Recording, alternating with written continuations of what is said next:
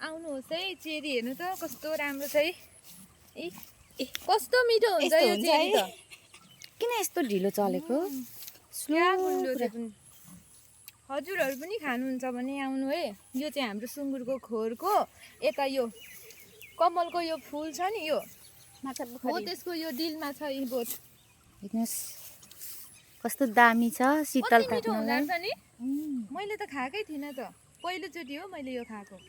यस्तो मिठो हुँदो रहेछ अब म त जहिले बिहान आउँदै जहिले खान्छु खानुहोस् बोल्ने उयो छैन हे कति ढिलो चल्छ फर्स्टचोटि हामीले चेरीको बोटमा बसेर